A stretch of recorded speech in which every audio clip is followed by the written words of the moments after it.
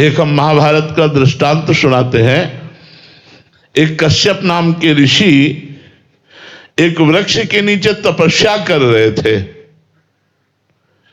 तो एक बगुली ने ऊपर से वीट कर दिया, तो उनके माथे पे गिरा के, तो गुस्सा होके ऐसे देखा तो बगुली गिरी और भस्म हो गई। भगवान व्यास देव जी ने लिखा महाभारत में। उनको लगा मेरे में बड़ा पावर आ गया। वो एक घर में गए और कहा भिक्षाम दे। तो एक नौवधू निकली, प्रणाम किया और कहा महाराज कुछ क्षण रुको, मैं तुरंत भिक्षा लेके आती हूं। वो भिक्षा के लिए घर में गई तो दूसरे दरवाजे से उसका पति आ गया। घर में किसी किसी में 2 दरवाजे होते हैं। उसने तुरंत पति का आदर किया, उनको ले जाकर आसन पर बैठाला, उनसे मृदु वचन बोले, जल पिलाया। जब वो स्वस्थ होकर बैठ गए तो पतिव्रता थी, उसने कहा भगवान आपके घर के दरवाजे में भिक्षुक खड़ा है, क्या उसको भिक्षा दे दें? उनका अवश्य अवश्य, पहले जाओ उनको भिक्षा दो। तो इतने में कुछ विलंब हो गया। वो गए तो आए, इतना लेट कैसे हो गई? तो महाराज मेरे पति देव आए हुए थे। तो तुम जानती नहीं मैं कौन हूं? ज्यादा बोलने लगे कश्यप ऋषि। ये लिखित महाभारत की कथा है। उसने कहा महाराज मैं अपने पातिव्रत धर्म के प्रताप से मैं देख रही हूं कि तुम्हारा अंधा और बूढ़ा बाप किस तरह से क्लेश को प्राप्त हो रहा है, और तू यहां तपस्या का नाटक कर रहा है। तूने क्या वृक्ष की बगुली समझ लिया कि तुम देखोगे और भस्म हो जाओगे? यह घटना किसी ने जाना ही नहीं था। अब तो उनके होश उड़ गए कि यह बात कैसे जान रही है एक नौवधू गृहस्थी में रहने वाली। तो उन्होंने हाथ जोड़ा और कहा देवी ये बगुली के भस्म होने वाली बात आप कैसे जान गई? बोले मैं त्रिकालज्ञ हूं, भूत भविष्य वर्तमान तीनों मेरे सामने। क्यों? मैं अपने पति को भगवान मानती हूं और 8 पहर पति की आज्ञा में रहती हूं, और पातिव्रत धर्म के प्रभाव से मैं तीनों कालों को जानती हूं।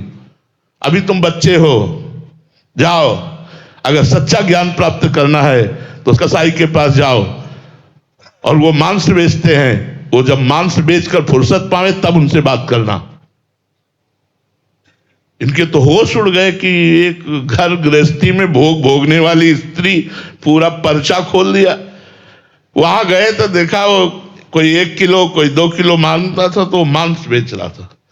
घृणा हुई कि अपवित्र मांस बेचने वाला क्या हमें उपदेश देगा, चले। उनका सुनो कश्यप जी, आपको अमुक गांव की बहू ने भेजा है ना। पहले फोन नहीं थे, उनके और होश उड़ गए कि मेरा नाम और मुझे भेजा। अब वो खड़े रहे, वो मांस बेच चुके, तब आए, प्रणाम किया, कहा आओ हमारे घर पधारो। घर ले गए तो सिंहासन पर माता पिता बैठे हुए थे। उनको जाके साष्टांग दंडवत किया और कश्यप जी से कहा आपको आश्चर्य हो रहा होगा कि मैं मलिन आचरण करने वाला हूं, मैं हिंसा नहीं करता, मैं कसाई कुल में जन्म हुआ है, तो हमारा काम है मांस बेचना।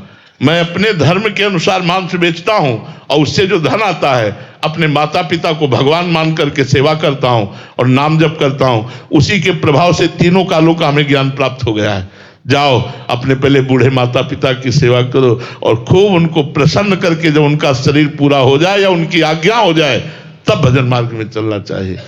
तो आप ऐसा ना समझे कि गृहस्थ धर्म या गृह कार्य करने वाला भगवान को प्राप्त नहीं कर सकता। आप एक तपस्वी से भी बढ़कर निकल जाएंगे आगे, यदि आप सही आचरण में चलते हैं तो।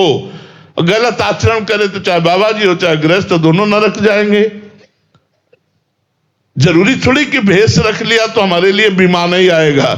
नहीं नहीं, अगर गलत आचरण बन गए तो नरक मिलेगा।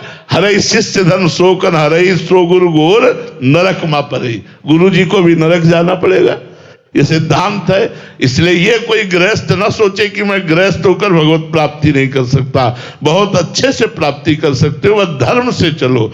हमारे 2 मार्ग हैं शास्त्र के द्वारा, एक निवृत्ति मार्ग अर्थात बाबा जी और एक प्रवृत्ति मार्ग अर्थात गृहस्थ।